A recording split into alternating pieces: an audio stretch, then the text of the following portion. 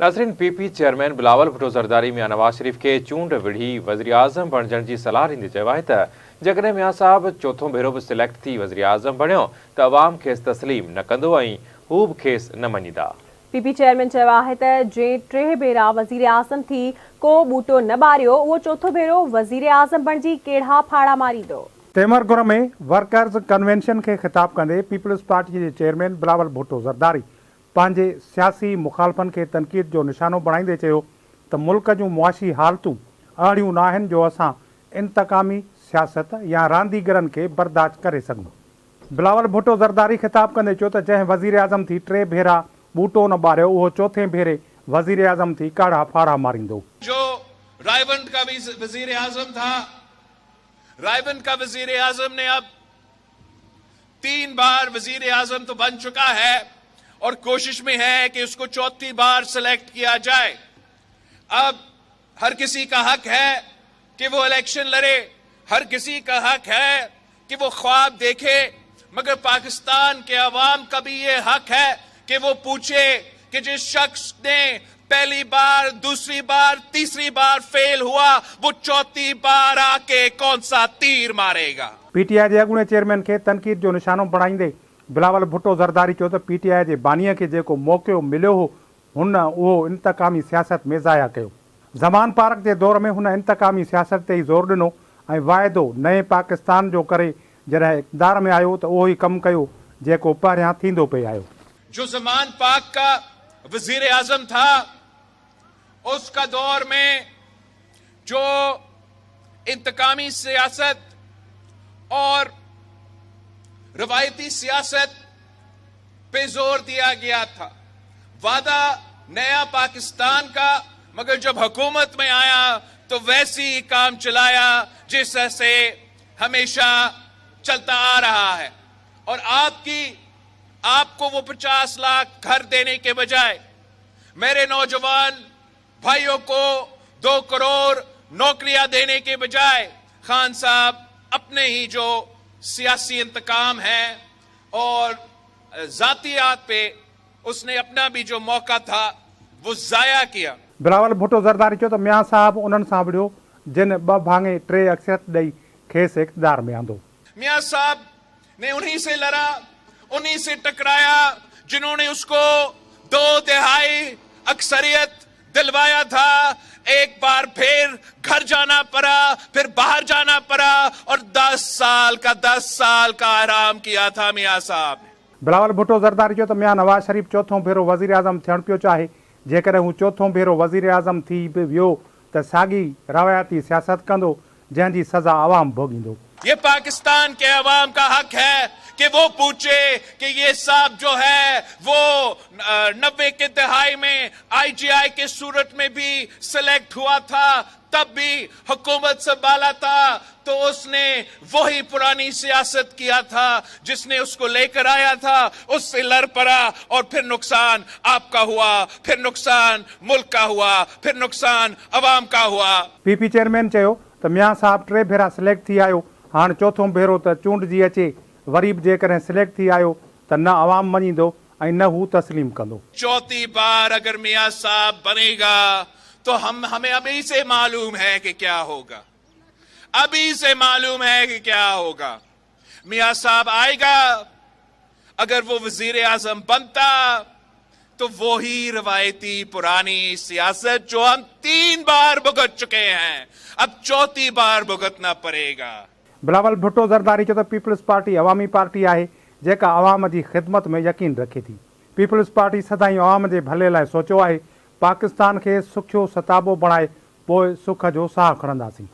मुस्लिम league नून जे क़ाइद मियां नवाज़ शरीफ चयो आहे त ॿुधायो वञे त 1993 ऐं 99 में खेनि छो कढियो वियो, छा कारगिल जंग न करण वारी सवाल त कढियो वियो। लाहौर में चूंड टिकट जे उम्मीदवारनि खे ख़िताब कंदे मियां नवाज़ शरीफ चयो त उन्हनि हर भेरे बहितर कमु कया पर हर भेरे खेनि कढियो वियो। वक़्तु साबित करे रहियो आहे त उहे ऐं उन्हनि जा फ़ैसिला ठीक हुआ।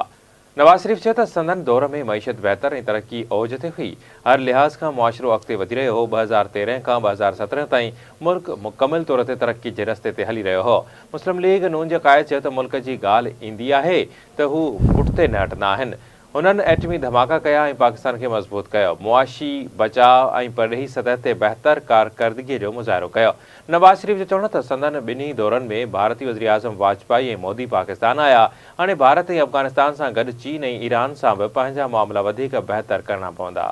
बड़ा मुश्किल दौर देखा है इस कौम ने पिछले 4 सालों में। इससे पहले 2017 तक जब तक कि मैं मुल्क का वज़ीर आज़म था, तरक्की अरूज पे थी और दुनिया भी इस बात का एतराफ़ कर रही थी कि पाकिस्तान तरक्की की रफ्तार में अब बहुत आगे है।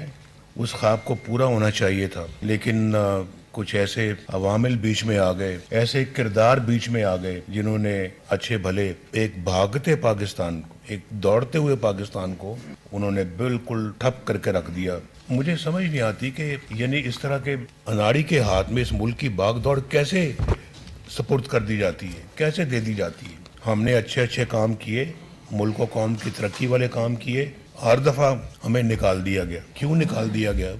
कम से कम मुझे पता लगना चाहिए। हमने आगे बढ़ के एटमी धमाके भी किए, चाहे वो दुनिया को पसंद आए या नहीं आए। हमारे दौर में इंडिया के 2 वज़ीर आज़म यहाँ पाकिस्तान तशरीफ़ लाए। तो ये कैसे मुमकिन है कि आपके हमसाए तो आपसे नाराज़ हों या आप उनसे नाराज़ हों और उस नाराज़गी के अंदर आप रह के तो आप दुनिया में कोई मकाम हासिल करें। मामलात को हमें इंडिया के साथ भी ठीक करना है, अपने मामलात को हमने अफ़गानिस्तान के साथ भी ठीक करना है, हमने अपने मामलात को ईरान के साथ भी मजबूत करना है, हमने अपने मामलात को चाइना के साथ और ज़्यादा बेहतर करना है और मजबूत करना है।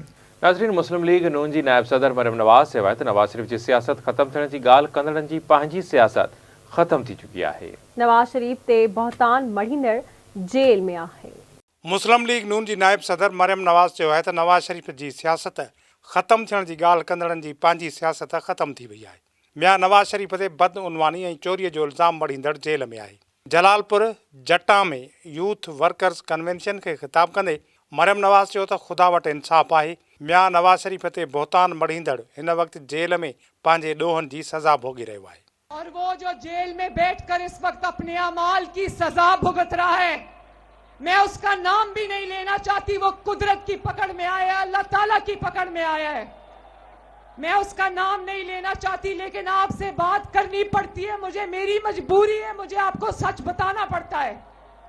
वो जो आज अडयाला जेल में बैठकर या पता नहीं अटक जेल में बैठकर अपना मुकदमा भुगत रहा है, वो नवाज शरीफ को चोर कहा करता था।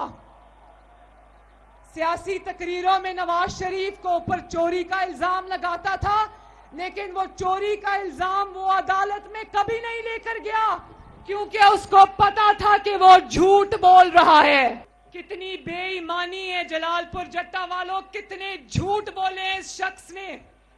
उस शख्स से इंतकाम नवाज शरीफ ने नहीं लिया, उस शख्स से इंतकाम उसके अपने आमालों ने लिया है, जिसका वो आज बैठ के हिसाब दे रहा है। वहां पर झूठ कितनी देर चलना था, बताओ जलालपुर वालों, झूठ कितनी देर चलना था? झूठ ज्यादा देर नहीं चल सकता। नवाज शरीफ को चोर कहने वाला तारीख की सबसे बड़ी चोरियां करता हुआ पकड़ा गया। मुस्लिम लीग नून जी नायब सदर मरियम नवाज़ चयो त पुट खां पघार न वठण सबबि मियां नवाज़ शरीफ़ खे साज़िश करे इक़्तिदार तां हटाए वियो।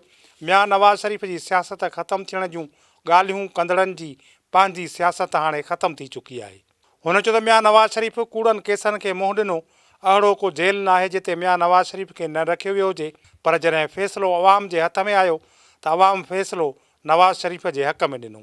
मरियम नवाज़ चयो त मियां नवाज़ शरीफ़ 7 वरहनि खां अदालतुनि जा चकर काटे रहियो आहे। मुखालफ़नि पारां सबूत पेश न करण बावजूदि मियां नवाज़ शरीफ़ अदालतुनि में पेश थी रहियो आहे। सखर में शहीद बेनज़ीर भुट्टो जी वरसी जे हवाले सां इजलास थियो, जंहिंमें पीपी अॻवाननि तोड़े कारकुननि वॾे अंग में शिरकत कई। तफ़सील ॾिसूं था शाहिद जने जी हिन रिपोर्ट में। सखर में अॻूणी वज़ीर आज़म शहीद बेनज़ीर भुट्टो जे वरसीअ जे तयारियुनि जे हवाले सां गॾिजाणी कोठाई वई। गॾिजाणी में पीपल्स पार्टी सिंध जे सदर निसार अहमद खोड़ो, अॻूणे वॾे वज़ीर मुराद अली शाह, अॻूणे वफ़ाक़ी वज़ीर ख़ुर्शीद शाह, अवैस कादिर शाह, अरसलान इस्लाम शेख समेत कारकुननि वॾे अंग में शिरकत कई। इजलास खे ख़िताब कंदे वॾे वज़ीर मुराद अली शाह चयो त मुल्क जो अवाम रुगो बिलावल भुट्टो ज़रदारी सां मुहबत करे थो ऐं खेसि वज़ीर आज़म ॾिसणु चाहे थो। अॻूणे वॾे वज़ीर मुराद अली शाह चयो त अॻूणे सदर आसफ अली ज़रदारी ऐं बिलावल भुट्टो ज़रदारी जो पैगाम खणी पहुता आहियूं। हुन चयो त 2013 जे चूंडुनि में बि लाडुलनि खे आंदो वियो, लाडुलनि खे संदन कयल करतूतनि जी सज़ा मिली रही आहे। सैयद मुराद अली शाह चयो त मुल्क जो वज़ीर आज़म चूंडुनि जो हक़ रुगो मुल्क जे अवाम खे आहे। 8 फरवरी ते अवाम बिलावल भुट्टो ज़रदारीअ खे चूंडुनि में कामयाब करे मुल्क जो वज़ीर आज़म बणाईंदो। हुन चयो त बिलावल भुट्टो ज़रदारी कोयटा में योम तासीस जे मौके ते तारीख़ी जलसो कयो। पीपी चेयरमैन बिलावल भुट्टो ज़रदारी हिन वक़्त बि अवाम में मौजूद आहे। अॻूणे वॾे वज़ीर मुराद अली शाह चयो त 8 फरवरी ते अवाम तीर खे वोट ॾींदो ऐं 9 फरवरी ते समूरा लाडला मुल्क मां वापसि वेंदा। कि किसी लाडले को लाएंगे, इलेक्शन आगे किए लेकिन उनकी नहीं चली, वो लाडला कमरे से ही नहीं निकल रहा है, एक कमरे में बैठे रोजाना मीटिंगें करता है। अच्छा, वो हमें पता चला कि जी टूर कर रहा है कोयटा पहुंचो तो एक होटल के कमरे में मीटिंगें करता रहा। बिलावल भुट्टो ज़रदारी था जिसने कोयटा में जाके एक अजीमुशान जलसा किया यौम तासीस पे और अवाम के साथ मिलजुल गया। अगर किसी के जहन में, अगर किसी के दिमाग में अभी तक ये बात नहीं बैठ रही कि वज़ीर आज़म या इस मुल्क के हुक्मरान इस मुल्क की अवाम बनाते हैं, तो वो 27 दिसंबर को हम उनको बताएंगे और 8 फरवरी को ठप्पे पे ठप्पा, तीर पे ठप्पा करके हम पाकिस्तान पीपल्स पहुँचे और बिलावल भुट्टो ज़रदारी को मुल्क का वज़ीर आज़म करेंगे।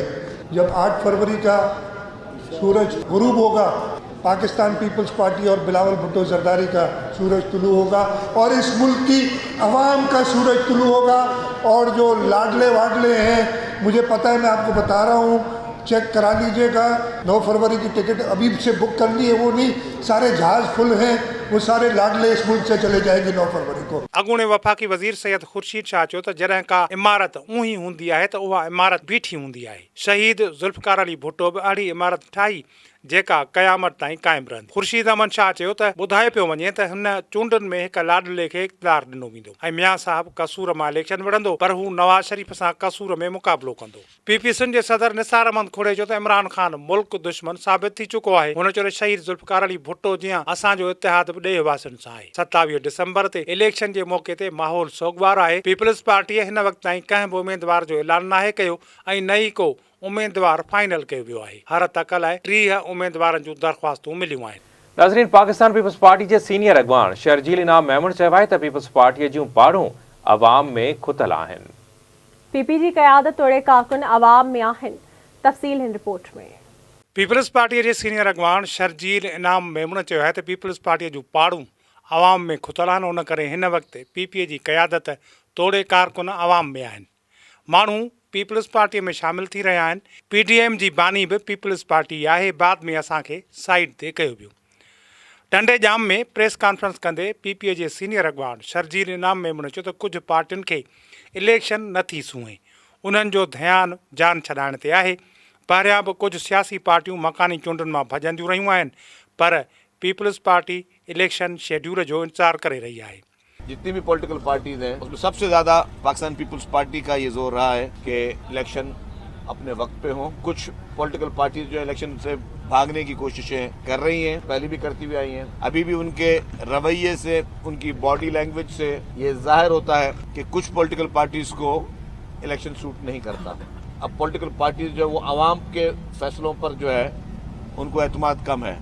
वो कहते हैं किसी भी तरीके से इक़्तिदार पे आगे बिठा दिया जाए। बस वाहिद पाकिस्तान पीपल्स पार्टी है जो कहती है कि जी पूरे पाकिस्तान में इस वक्त जो माहौल है वो साजगार बनाया जाए। पीपल्स पार्टी की लीडरशिप आज भी जो है वो चाहती है कि लोगों को आपस में जोड़ा जाए। वाहिद जमात है जो सबसे बातचीत कर सकती है। पीडीएम बनाने वाली पाकिस्तान पीपल्स पार्टी थी, फिर बाद में पीपल्स पार्टी को अपने मकसद इस्तेमाल करने के बाद साइडलाइन किया गया पीडीएम से।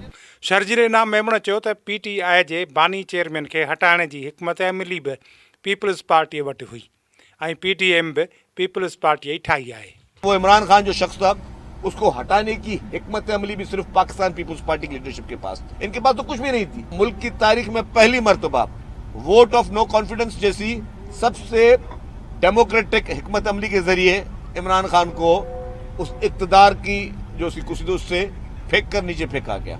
अॻूणे सूबाई वज़ीर शर्जील इनाम मेमून जो चवणु आहे त पीपल्स पार्टी जी क़यादत ऐं कारकुन मुल्क ऐं जमहूरियत लाइ जानुनि जा नज़राना पेश कया आहिनि। पीपीए जी क़यादत तोड़े कारकुन कॾहिं बि मैदान छॾे न भॻा आहिनि। अॻूणे सिंध जे इतलात वारे वज़ीर शर्जील इनाम मेमून चयो त निगरान हुकूमत खे को बि ऑफिसर हटाइणो या लॻाइणो आहे त पीपीए खे को बि एतिराज़ न आहे।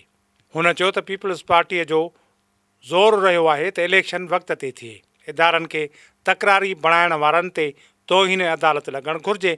असांजो मुक़ाबिलो कंहिं बि सियासी जमायत सां न पर मुल्की मसइलनि सां आहे ऐं पीपल्स पार्टी वटि गुरबत, महांगाई ऐं बेरोज़गारीअ समेत समूरा मसइला हल करण जी सलाहियत आहे। सखर में अॻूणी वज़ीर आज़म शहीद बेनज़ीर भुट्टो जे वरसीअ जे तयारियुनि जे हवाले सां गॾिजाणी कोठाई वई। गॾिजाणी में पीपल्स पार्टी सिंध जे सदर निसार अहमद खोड़ो, अॻूणे वॾे वज़ीर मुराद अली शाह, अॻूणे वफ़ाक़ी वज़ीर ख़ुर्शीद शाह, अवैस कादिर शाह, अरसलान इस्लाम शेख समेत कारकुननि वॾे अंग में शिरकत कई। इजलास खे ख़िताब कंदे वॾे वज़ीर मुराद अली शाह चयो त मुल्क जो अवाम रुगो बिलावल भुट्टो ज़रदारी सां मोहबत करे थो ऐं खेसि वज़ीर आज़म ॾिसणु चाहे थो। अॻूणे वॾे वज़ीर मुराद अली शाह चयो त अॻूणे सदर आसिफ अली ज़रदारी ऐं बिलावल भुट्टो ज़रदारी जो पैगाम खणी पहुता आहियूं। हुन चयो त 2013 जे चूंडुनि में बि लाडुलनि खे आंदो वियो, लाडुलनि खे संदन कयल करतूतनि जी सज़ा मिली रही आहे। सैयद मुराद अली शाह चयो त मुल्क जो वज़ीर आज़म चूंडुनि जो हक़ रुगो मुल्क जे अवाम खे आहे। 8 फरवरी ते अवाम बिलावल भुट्टो ज़रदारीअ खे चूंडुनि में कामयाब करे मुल्क जो वज़ीर आज़म बणाईंदो। हुन चयो त बिलावल भुट्टो ज़रदारी कोयटा में यौम तासीस जे मौक़े ते तारीख़ी जलसो कयो। पीपी चेयरमैन बिलावल भुट्टो ज़रदारी हिन वक़्त बि अवाम में मौजूदु आहे। अॻूणे वॾे वज़ीर मुराद अली शाह चयो त 8 फरवरी ते अवाम तीर खे वोट ॾींदो ऐं 9 फरवरी ते समूरा लाडुला मुल्क मां वापस वेंदा। कि किसी लाडले को लाएंगे, इलेक्शन आगे किए लेकिन उनकी नहीं चली, वो लाडला कमरे से ही नहीं निकल रहा है, एक कमरे में बैठे रोजाना मीटिंगें करता है। अच्छा, वो हमें पता चला कि जी टूर कर रहा है कोयटा पहुंचो तो एक होटल के कमरे में मीटिंगें करता रहा। बिलावल भुट्टो ज़रदारी था जिसने कोयटा में जाके एक अजीमुशान जलसा किया यौम तासीस पे और अवाम के साथ मिलजुल गया। अगर किसी के जहन में, अगर किसी के दिमाग में अभी तक ये बात नहीं बैठ रही कि वज़ीर आज़म या इस मुल्क के हुक्मरान इस मुल्क की आवाम बनाते हैं, तो वो 27 दिसंबर को हम उनको बताएंगे और 8 फरवरी को ठप्पे पे ठप्पा, तीर पे ठप्पा करके हम पाकिस्तान पीपल्स पहुँचे और बिलावल भुट्टो को मुल्क का वज़ीर आज़म करेंगे। जब 8 फरवरी का सूरज गुरूब होगा, पाकिस्तान पीपल्स पार्टी और बिलावल भुट्टो ज़रदारी का सूरज तुलू होगा और इस मुल्क की आवाम का सूरज तुलू होगा। और जो लाडले वाडले हैं, मुझे पता है, मैं आपको बता रहा हूँ, चेक करा लीजिएगा, 9 फरवरी की टिकट अभी से बुक कर ली है, वो नहीं, सारे जहाज़ फुल हैं, वो सारे लाडले इस मुल्क से चले जाएंगे 9 फरवरी को। अॻूणे वफ़ाक़ी वज़ीर सैयद ख़ुर्शीद शाह चयो त जॾहिं का इमारत ऊहीं हूंदी आहे त उहा इमारत बीठी हूंदी आहे। शहीद ज़ुल्फ़कार अली भुट्टो बि अहिड़ी इमारत ठाही जेका क़यामत ताईं क़ाइमु रहंदी। ख़ुर्शीद अहमद शाह चयो त ॿुधाए पियो वञे त हिन चूंडुनि में हिक लाडले खे इक़्तिदार ॾिनो वेंदो ऐं मियां साहब कसूर मां इलेक्शन विढ़ंदो, पर हू नवाज शरीफ सां कसूर में मुक़ाबिलो कंदो। आज बातें चल रही है कि इक़्तिदार फलाने आदमी को दिया जाएगा। भाई क्यों? मियां साहब को कहते हैं हम तुम्हें कसूर से जितवाएंगे और बेकसूर बनवाएंगे। कोई शर्म हया है? खुद मुंह से कहते हो कि हमारे साथ, तो तुम में और इमरान खान में फ़र्क क्या हुआ? अब भागने कोई किसी को नहीं देगा। वर्कर को बताया जाए कि असल हकीकत है क्या, पाकिस्तान तरक्की करता क्यों नहीं, जिम्मेदार कौन है। मुल्क की इकोनॉमी चलती है पोर्ट कराची से और पाकिस्तान की हमारी इकोनॉमी चलाते हैं मुल्तान से। अब उनके बस में नहीं है कि हमारा समंदर ले जाएं वहाँ जाके, बस होता तो ये भी ले जाते, PIA तो ले गए, दूसरे तो ले गए। पीपी सिंध जे सदर निसार अहमद खोड़े चयो त इमरान खान मुल्क दुश्मन साबित थी चुको आहे। हुन चयो शहीद ज़ुल्फ़कार अली भुट्टो जीअं असांजो इतिहाद बि ॾे वासनि सां आहे। 27 दिसंबर ते इलेक्शन जे मौक़े ते माहौल सोगवार आहे। पीपल्स पार्टीअ हिन वक़्त ताईं कंहिं बि उमेदवार जो ऐलान नाहे कयो ऐं न ई को उमेदवार फाइनल कयो वियो आहे। हर तक लाइ 30 उमेदवारनि जूं दरख़्वास्तूं मिलियूं आहिनि। ख़बरुनि जो वक़्तु पाणी पुॼाणी ते पहुतो। वधीक ख़बरुनि जी अपडेट्स जे लाइ विज़िट कंदा असांजी वेबसाइट आवाज़ TV.tv। कुछ ही देर में हाज़िर थींदासीं हेडलाइन सां गॾु।